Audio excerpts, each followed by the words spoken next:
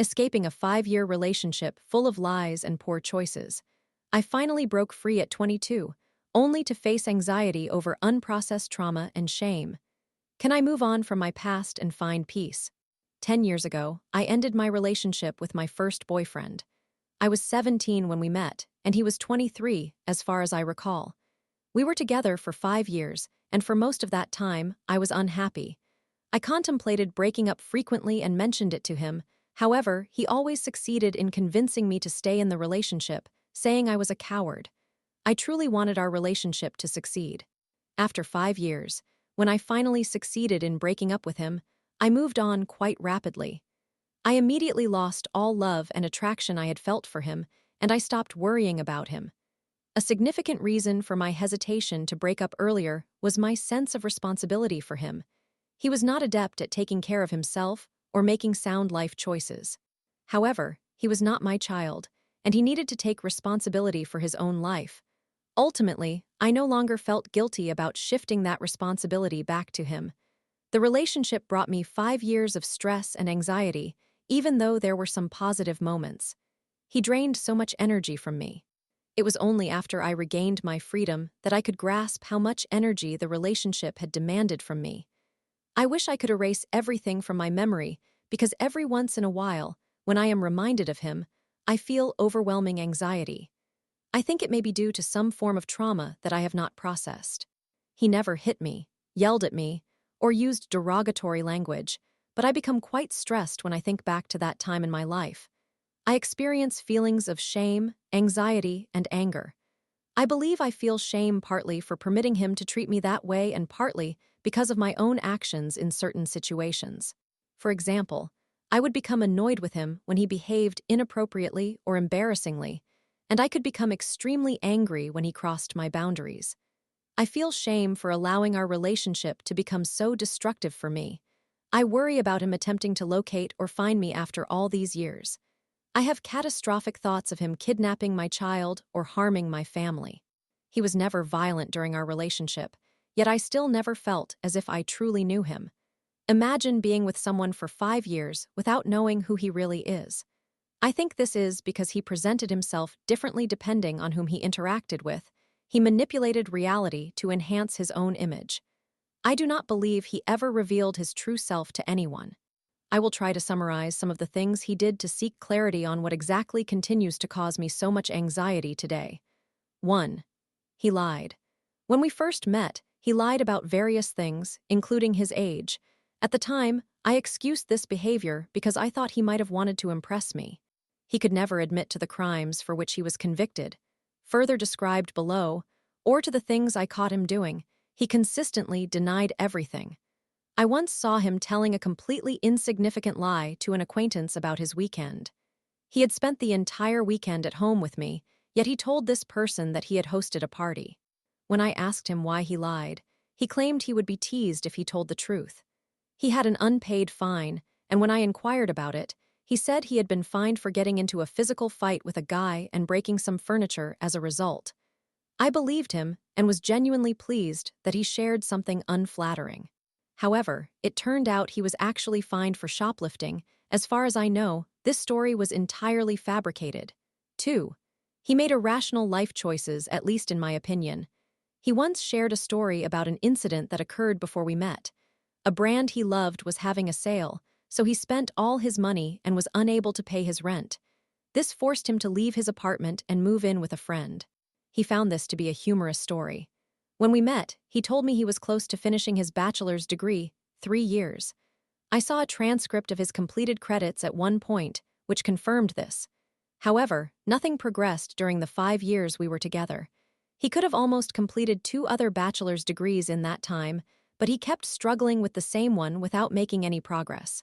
He lived in student accommodation, but did not ensure he took the required credits to remain eligible. Education is free in my country, so he could have easily enrolled in some simple courses to avoid becoming homeless. Ultimately, he was kicked out. A friend offered to help him secure a full-time job at the restaurant where he worked, but my ex rejected the idea. He stated that he would become too exhausted from hard labor and that it was not worth it. At that time, My ex had income that was a maximum of 50% of his expenses. He chose to continue with undeclared work, where he was taken advantage of and sometimes not even paid, as it allowed him to focus on his studies. After knowing each other for a few months, he suggested we have a baby together. Why? He believed this would strengthen our relationship and prevent us from breaking up. When I questioned how we could have a child without any real income or accommodation, and where the baby would be while we were both at school, his answer was that he would put the baby in his backpack. 3. He shoplifted, committed theft. Before we met, he had been convicted of shoplifting, which I discovered by reading public court documents. When I confronted him about it, he denied it ever happening, despite being captured on surveillance footage. According to him, it was all fabricated. I once witnessed him steal a soda from a fast food restaurant when he thought I was not watching. While this may not seem like a major offense, it still felt very odd to me. On one occasion, while we were grocery shopping, an employee suddenly accused my ex of stealing candy or eating it in the store. I did not see anything, but given his history, I trusted the employee more than my ex. The police were called, yet they ultimately let him go without any further consequences. A few years into the relationship, he was once again convicted of shoplifting. He never informed me, but I somehow found out. I cannot recall how and read the court documents. When I asked him about it, he denied everything. I should note that both times he shoplifted, he stole items such as perfume, which were not food or necessities that could justify his actions, especially since he had very little money. 4. He contacted other women, inappropriately cheated. One day, when I attempted to borrow his computer, I opened it and discovered a chat in which he had sent sexual messages to an unknown woman. When I confronted him, he denied it and claimed that his friend had borrowed his computer and was chatting using his name. I did not believe this excuse, but I saw no benefit in arguing further when he simply denied it. Following this incident, I became fixated on scrutinizing his text messages and social media, frequently finding inappropriate messages he had sent to women I had never heard of. He told them they were beautiful and invited them out for coffee. When I confronted him, he argued that he was not flirting, but merely trying to meet new people. I told him that even if this were the case, he needed to cease contacting women in that manner since it was unacceptable to me. He did not stop. I later brought this issue up to a couples counselor we saw once, and her perspective was that he was trying to make friends but lacked proper communication skills. He never told any men they were beautiful or invited them for coffee, though. He crossed my boundaries countless times throughout our relationship, and I suppose that is why it still causes me so much anxiety. I believe and hope that I would not allow someone to treat me like this today, and that I would leave sooner. Story 2. New girlfriend, F38 is jealous of my, M42, ex's relationship with me, unsure in some areas. Hello, I am a 42-year-old man dating a 38-year-old woman for about 5 months. Here is my abbreviated history. I was in a relationship for approximately 20 years, but we separated due to infidelity. I have a 12-year-old daughter, and this occurred over 3.5 years ago. After that, I had difficulty dating and was with a new woman, aged 37, for 6 months. We liked each other and both had children, although hers were younger. My daughter liked her too, but after 6 months, she said she felt the need to open our relationship to explore other options. To be honest, she expanded my perspective on trying new experiences. Consequently, we parted ways since I am not fond of such arrangements. We cared for each other and were both saddened by the breakup. This was around April of last year. We attempted to reconcile in June, but it was unsuccessful. This serves as the preamble. I met another woman in October who is also 38 and has children. We have been dating since then. Both of us have our children half the time, but she only has every second weekend free from children. After my second breakup, I rebuilt my circle of friends and met new people. I now have 2 very close female friends. With one of them, I engaged in shibari, a form of artful rope bondage with clothes on, of course, some time before I met my current girlfriend. We are just friends, and we are content with that. After some dating, I noticed that my new girlfriend exhibited some level of insecurity.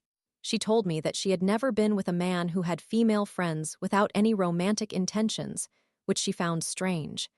I tried to explain to her that this close friend is simply that, a friend. Later, She insisted that I should not engage in shibari with another woman. Since my shibari friend and I value our friendship immensely, we agreed to refrain from that activity. To be honest, it resembles more of a form of dancing or relaxation rather than anything inappropriate. I have not even seen what her bare back looks like. However, I conceded to provide my new girlfriend with some reassurance that my feelings for her are serious. Nevertheless, periodically, she raises the question about the difference between my friend and her. There are several incidents I would like to outline. My girlfriend and I visited a town near my friend's village, but she was unable to meet us due to work shifts. A week later, my daughter and I vacationed in the same town and met my friend for bouldering, an activity we both enjoy. My girlfriend was upset, wondering why my friend had time to meet us then but not before. To clarify, this woman is not my ex, but rather a very close friend. Before Christmas, my girlfriend and I went to the cinema, where my ex was present, along with what I presumed to be her new boyfriend. We recognized each other, and she came over to give me a hug. I greeted her, and she made a comment about the better seats we had. My girlfriend was upset afterwards but could not explain why. At that same time, we had a dispute regarding my female friends. She expressed that it seemed strange to her because there must be some underlying tension, which absolutely is not the case. I conveyed to her that it seems she presumes I lack control over my feelings and am merely waiting for the chance to be intimate with them. Ultimately, I decide my actions, and they are simply friends. She stated that she couldn't continue dating me with those friends in my life. I told her that I would not get rid of my friends due to her insecurities, as they are both close friends who have supported me through tough times like my 20-year relationship and various other challenges. On Sunday, my daughter and I returned from a short vacation. My girlfriend and I had planned to meet to do something together. Both of us have child-free time. I have the entire week, while she is only free on Monday and Tuesday evenings. After her friend canceled their plans on Monday, I was uncertain about what activities to pursue, either going out with two male friends or going alone, inviting her to join me if I did go, though I was unsure if I wanted to go out after a long day. She was frustrated by my indecision. Ultimately, I decided I wanted to go out and she could accompany me. She joined, but she remained upset about the weekend. I explained that my female friend, mentioned above, had been unavailable when she was with me in that town. It's simply the way things fell. After some discussion, she eventually revealed her true concern. She felt jealous about my ex. After seeing her, she thought my ex was prettier, which I strongly disagree with, and perceived a connection between us. A few weeks prior, she had asked me about my relationship with my ex. I shared that we spent significant time together with our children and alone, that we stayed at each other's homes with the kids there, and that we attended concerts together. She concluded that my relationship with my ex progressed much faster than hers with me, which, to be honest, is accurate. I reassured her that I am comfortable with that progression, and given that she only has one free weekend every 2 weeks, it is normal for our relationship to develop at a slower pace. She is apprehensive about this, fearing that I might be applying the brakes on our relationship and that she may only represent a distraction, which is absolutely not true. I explained that my previous relationship failed due to our incompatibility in that regard. While I liked my previous partner and we shared many common interests, I hadn't seen her since June 2024. I assert that my connection with my current girlfriend is genuine. After some discussion, we calmed down, but I am left wondering if this is merely insecurity on her part, or if I am doing something wrong by either showing or expecting too much from our relationship. I have concerns about how I will feel when we see my ex again, especially since my girlfriend and I share an interest in the same bars and concerts. This remains uncertain in my mind.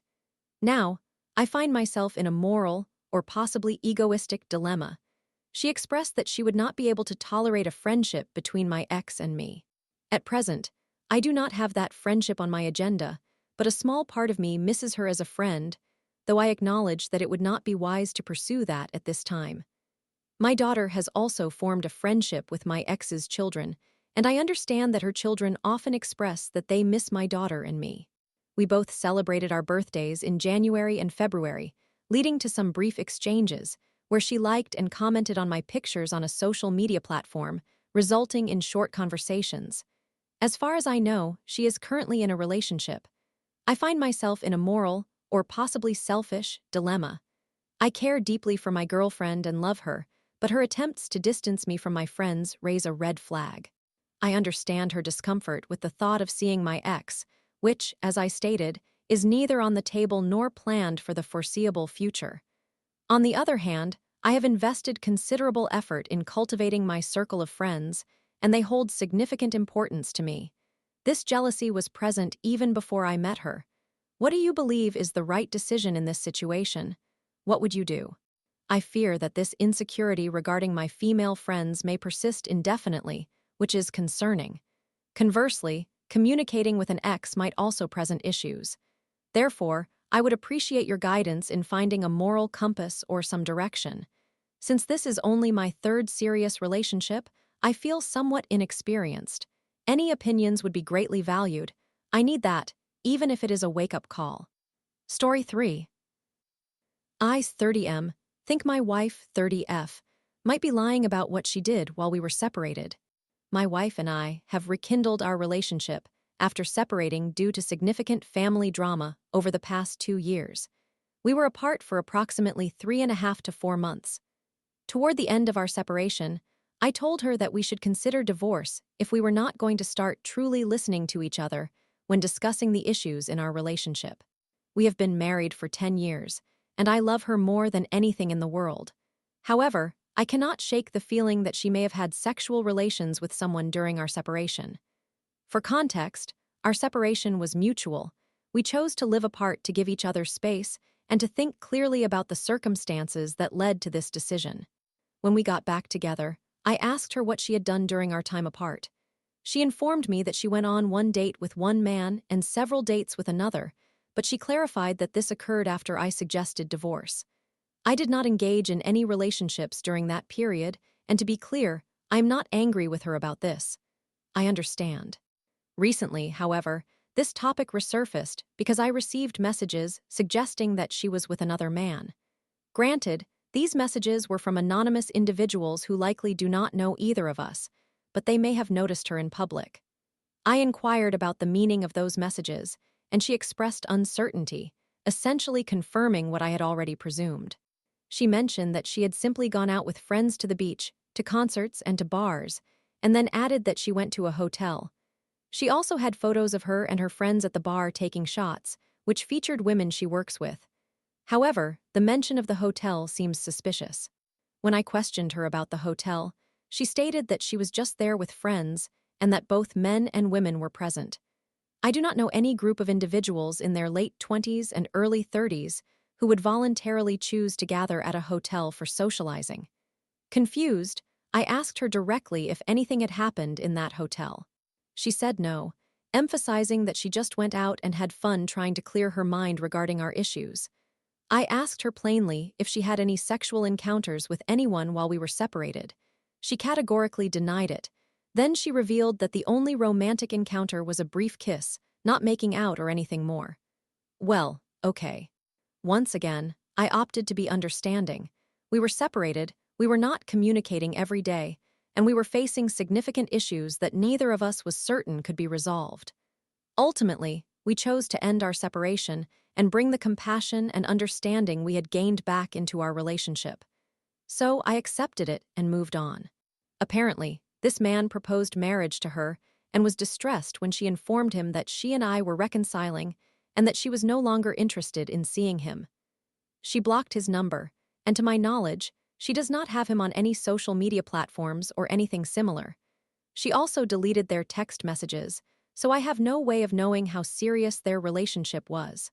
I directly asked her if this man was the type to become obsessive or attempt to contact her repeatedly, or show up at her workplace, our home, or anything. We have previously experienced a stalking situation, and I want to be informed in case something similar arises again. A couple of days later, I looked at her phone and noticed an Uber trip to a hotel about 30 minutes from where we live. It would have also been approximately 30 minutes from her family's home. When I asked her about this trip, she explained that she occasionally went to a hotel for some alone time and privacy. While I could understand that, to some extent, there was no return trip recorded for Uber.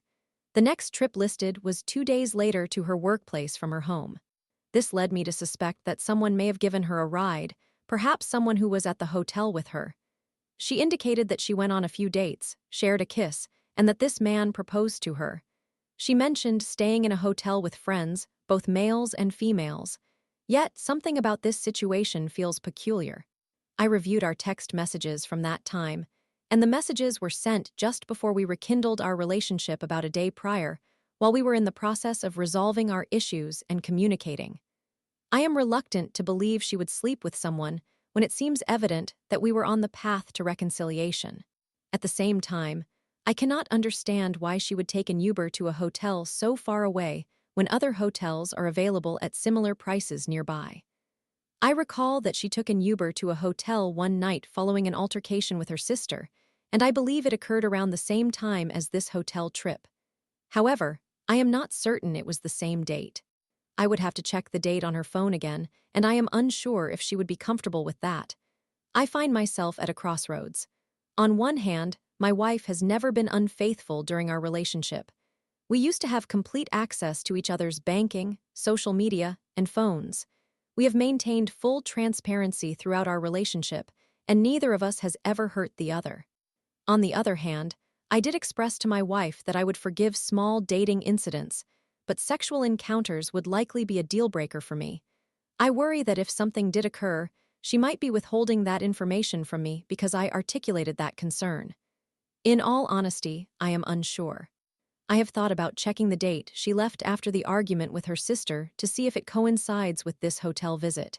If the dates align, it is possible her sister picked her up. However, I do not want to provoke any further arguments or make my wife feel bad again. She has assured me that nothing happened, and my mind tells me she is probably being truthful, yet my instincts suggest that the information is not adding up. How can I address this matter with her? I doubt she would remember why she went to a hotel on a specific day nearly a year ago. If she could recall, she would probably simply state that it was with friends, yet what type of friends would choose a hotel for socializing? The only individuals I know who do that are swingers, and my wife is certainly not that kind of person. She is an exceptional woman. However, we were still together, even though we were allowing each other time to process our feelings. The time between my suggestion of exploring divorce and the moment we reconciled was merely a matter of weeks, not months. That suggestion made it clear to both of us how much we cared for each other and highlighted our need to start truly hearing each other. Thus, I am at a loss. I am uncertain how to proceed, whether to completely drop the matter unless new suspicious information arises or to talk to her directly again, risking an argument. I recognize that dropping it entirely is only a minimal option. The thought of not understanding why she visited the hotel that night will be troubling, and I will likely assume she did something inappropriate. This is not because I should find it hard to believe, as she has always been faithful, but due to the suspicious circumstances she has already described. I am confident that I can piece together a rough idea of the truth regarding this single, questionable hotel visit. To clarify, there might be more instances, as this is the only one I discovered. However, it is entirely possible that there were additional visits where I would have known the truth anyway. But discovering the truth requires me to go through her phone. She has indicated that she is okay with me using it, but dislikes it when I do so without asking. By okay with it, she likely does not mean examining messages, Uber trips, etc. Story 4. Drafted a farewell letter to the girl I loved from afar, deleted her contact, and now wonder, can I truly move on from someone I've never met? This is a throwaway account for obvious reasons. This message has been sitting in my drafts for an extended period. I have never managed to find the courage to send it to her. I'm not sure I can do it today either.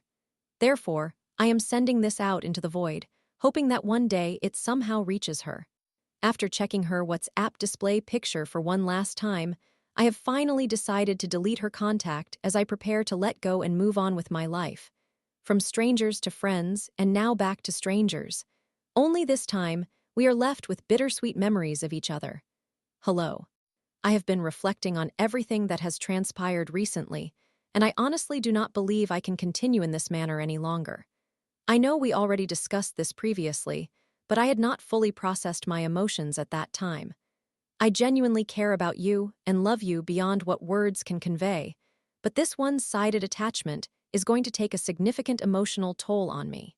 I also truly disliked your indifferent behavior that day and the way you acted coldly toward me, pushing me away as if you suddenly decided that your feelings had changed and that we no longer fit into each other's lives, whereas just a few days earlier, you were telling me how you would wrap yourself around me and wouldn't let me leave the bed, as if all those moments meant absolutely nothing to you.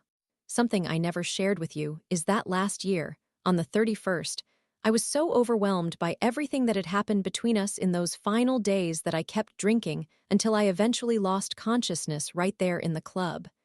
My friends had to literally place me in a wheelchair and take me back to the hotel room. At times, they could not even feel my pulse, and for a brief moment, everyone thought I was gone. The only thing I remember before passing out is wanting to talk to you on the phone because I just wanted to hear your voice one last time. I truly believe that God gave me this second chance at life for a reason, and I intend to make the most of it. With everything happening, especially with you moving to the United Kingdom this year, we would become emotionally distanced even further, and eventually, things will fade, and we both know that. A new chapter in your life is about to begin, and for me too, as I will have to learn to live without you. Our lives seem to be pulling us in different directions at this point. You were right. We have very different personalities, backgrounds, values, and our future goals do not align either. That is a gap that is challenging to bridge. I genuinely respect your feelings and boundaries, and I have finally come to accept the unfortunate reality that things have changed between us. I do not want either of us to continue holding on to something half-heartedly. I truly believe that destiny brought us together, and that meeting you was a significant part of my journey. I am incredibly grateful to you because I never realized I was capable of loving someone so deeply and unconditionally until I met you. What we shared was real and meaningful, and I will always cherish those memories. After all, we had a bond that lasted for almost a decade without ever physically meeting. However, despite all this, things never truly took off, which leads me to think that perhaps we were never actually meant to be together, but only to be part of one another's journeys. I will genuinely miss you, Janhavi. I will miss our chats and video calls and how I could always be myself around you. I will miss waiting for your text for days and months each time we had a disagreement, how my day brightened after seeing your text first thing in the morning, how my heart melted upon hearing your sweet voice, how I replayed your voice notes repeatedly whenever I missed you, how I struggled to keep up with you because you talk so quickly, how I secretly stole glances at you during our video calls, how my heart skipped a beat upon randomly receiving your text in the middle of the night, how I played my favorite songs to you on Spotify to express my deeper feelings, how you always returned to me after every fight, and we would resume talking as if nothing had happened, how you would secretly install Kik on your mother's phone every night to chat with me, while I occasionally stayed awake waiting for you until morning, how you made chocolates for my birthday and then ate them yourself during our call, how we used to exchange those disaster selfies, how you would fall asleep on video calls while talking, and I would continue to admire you sleeping. How Sab Terra remains my favorite song today because it was the one you sang to me, how we had instant noodles at 3 a.m. on a video call, and you teased me for having a cupcake with it, and countless other adorable memories that I cannot possibly list here. These memories will always remain a part of me, and I will carry them with me forever. It was pure, innocent love at its finest. My life always felt somewhat complete with you, and foolishly, I believed you were the one and my soulmate, and that one day I would marry you. It is amusing because I cannot even count how many times I rehearsed this whole scene in my mind about how I would propose to you, but I was mistaken. In the end, it existed only in my mind, and you had already had someone else in your life throughout these years. I do not blame you, and I harbor no resentment towards you for it. You will always remain an important part of my life, someone who has enabled me to understand love much more profoundly and helped me grow as a person. I will forever be thankful to you for that. My only regret is that I never had the chance to meet you in person. Yet, I still believe you are an angel, not just because of your username, which is why I could never meet you. You came into my life for a reason, but now the time has come for me to let go. If it is meant to be, I am confident that God will bring our paths together once more, perhaps in this lifetime or the next. But until then, we must go our separate ways. I wish you all the happiness in life and hope you can forgive me if I have ever hurt you in any way. Only good vibes. Goodbye, my favorite stranger. P.S. I apologize for deleting our Spotify playlist once again. I understand you mentioned that when you cannot talk to me, you listen to it. However, I must do this, as it is ultimately what is best for both of us.